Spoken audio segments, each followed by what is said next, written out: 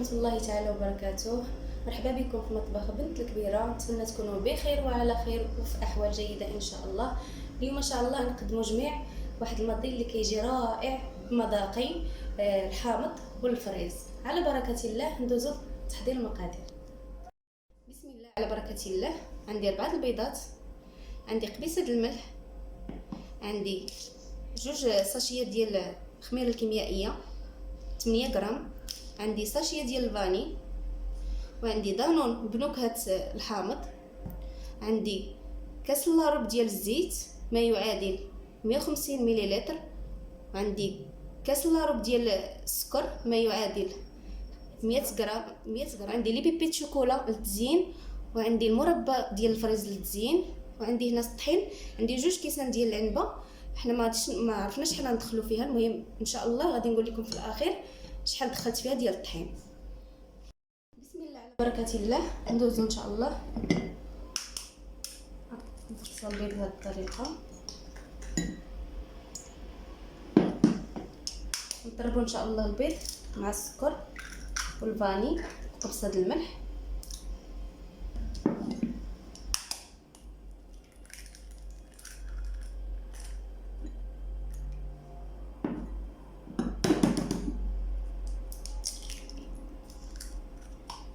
قبصه الملح،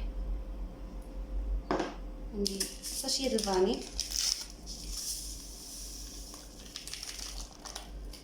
وعندي داك كاس الا ربع ديال السكر، ونطرب الكل حتى يولي لنا الخليط ماء اللون الابيض. بسم الله.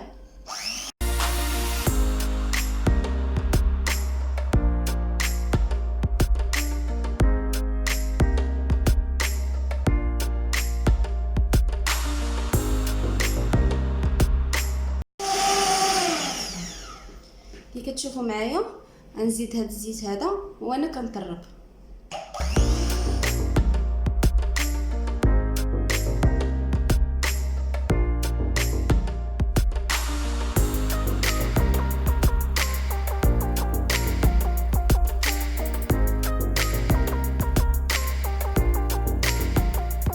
هذا اللي ما كيتوفرش على هذا الطراب هذا يقدر يعوضو بمولينيكس، حتى هي تقدري ديري فيها المكونات كامله وتتبعي الخطوات.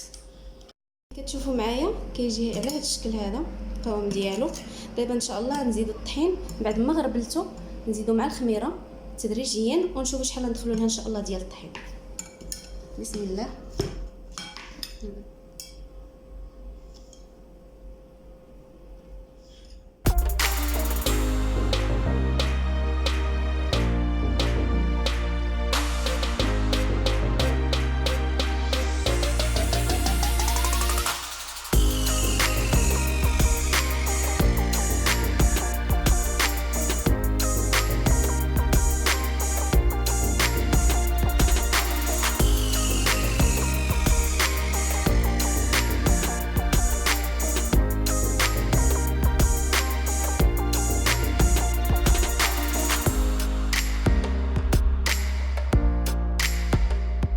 كندخل هاد الطحين وكنبقى نديه من تحت لفوق بالشكل هذا.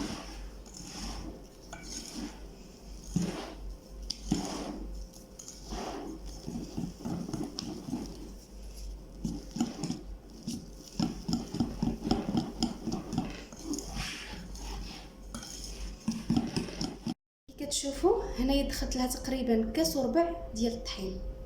شات ليا 2 كيسان ديال العنبه، هذا القدر هذا اللي شات ليا. هنايا غنزيدو دانون ديال الحامض هو الاخير باش يخلي لنا داك الطعم ديال الحامض. بسم الله.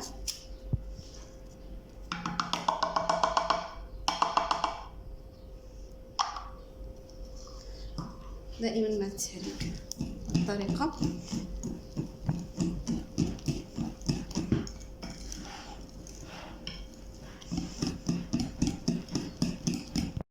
كتشوفوا هذا هو القوام اللي حصلت عليه. غنخليوه دابا يرتاح لمده 15 دقيقه ونرجعوا ان شاء الله نكملوا. معايا هنايا خليت الخليط ديالنا ارتاح تماما 15 دقيقه. وهنايا عندي المول ديال لي كاب كيك، وعندي كويغطاس ديال المادلين. اللي ما متوفرش عنده هذا المول هذا يقدر يضاعف الكميه ديال هاد الكويغطاس هادو ويعمر العجين ديالو تما. هنا بسم الله على بركه الله ناخذ كل كيس ندير فيه ملعقه كبيره بهذه الطريقه هذه، او 2 ملاعق. المهم ما نعمروش الكميه بزاف باش ما يفيدش لينا بهذه الطريقه.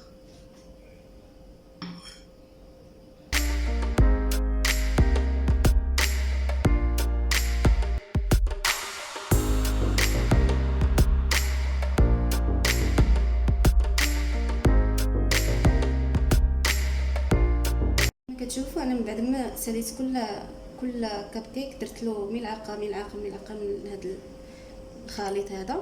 دابا غناخذ ملعقه صغيره وندير معجون ديال الفريز او مربى الفريز بهذه الطريقه هذه. ما تكثروش باش ما يهبط لكمش لتحت، ديروا كميه صغيره فقط.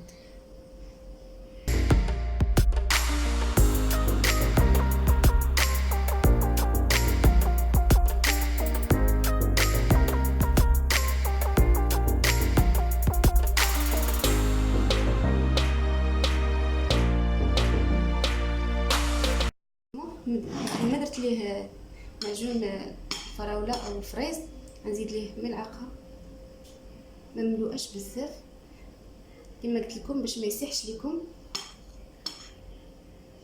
بهذه الطريقه هذه.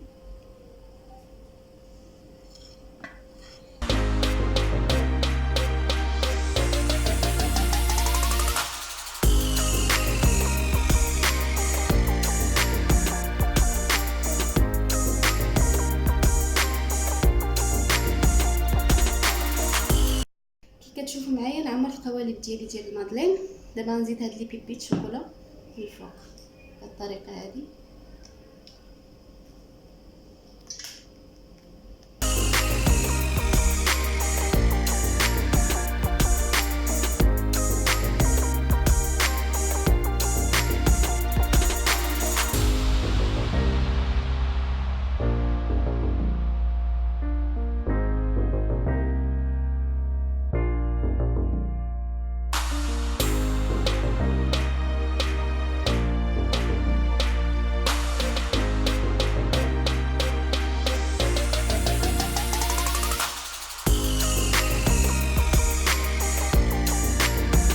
شوفوا معايا انا ساليت هاد لي كاب كيك، ان شاء الله ندخلهم الفران على عافيه مهيله، نقصوا ليهم العافيه بالصحه والراحه.